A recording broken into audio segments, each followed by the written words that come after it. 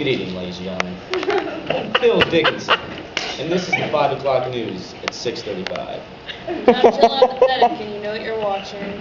In tonight's news, Montana-based train network decided to intentionally shell a mountain to prevent further avalanches. When interviewed, the head lieutenant just started maniacally ranting about how the mountain housed a league of truculent dwarves.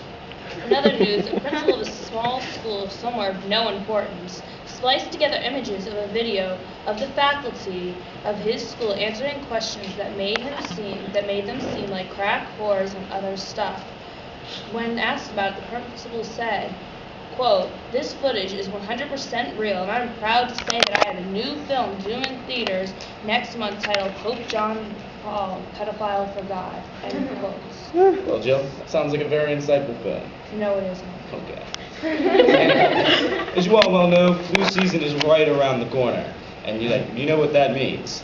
New flu medicines. A new flu medicine called Sneeze Be Gone has just hit the market. Unfortunately, side effects may include sneezing, wheezing, fever, diarrhea, indigestion, blindness, nosebleeds, and the flu. In the technology of the world today, the transference of money via cell phone is becoming increasingly popular. With more people all over the world, this new method to transfer money will give people 60% higher increase. Unfortunately, this also means that people can lose their money just as fast by buying a cell phone. It's amazing technology, isn't it, Jill? No, it really isn't. Last week, Florida former Representative Mark Foley was accused of emailing inappropriate messages to former teenage assistant. The accusation led Foley to resign last Friday that he planned to follow his dreams to start a one-man show entitled My Life from the Closet to a Drunken Blur. Sounds like a fun show, wouldn't it, Jill?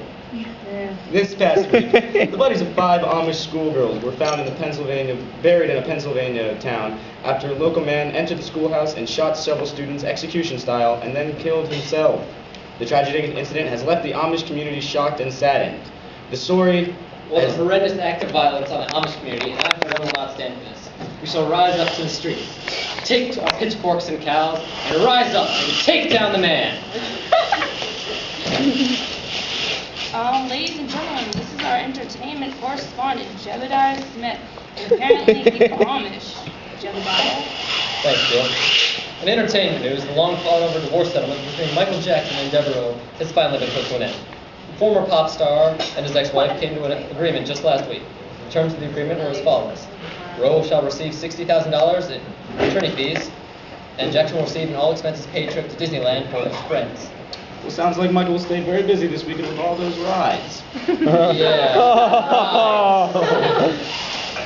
In other news, George Clooney is making headlines by claiming he was planning on going out with a different fabulous celebrity every night for the next month. When asked who Clooney might date, his publicist replied, "At the top of George's list are none other than Leonardo DiCaprio, the cast of Sesame Street, and his imaginary friend Bobby." Also making the news is the recent additions in the game world. Both American and Islamic supporters have made their own video games. With titles like Quest for Bush and Quest for Saddam, the video game industry will find it difficult to sell upcoming game titles like Concentration Camp Killer and Kindergarten Decapitator 3. Sounds great, I guess. And finally, our last bit of hard-hitting action news that has left the world stunned is that Anna Nicole's ex-boyfriend has stated that he is the father of her child and that her new husband is not really the father. I'm sorry, ladies and gentlemen, this isn't worth reading. It's not even real news. I'd personally like to say I'm sorry on behalf of the channel. On the 5 o'clock news, we have a new writer, and for some reason he thought this was news. Jill?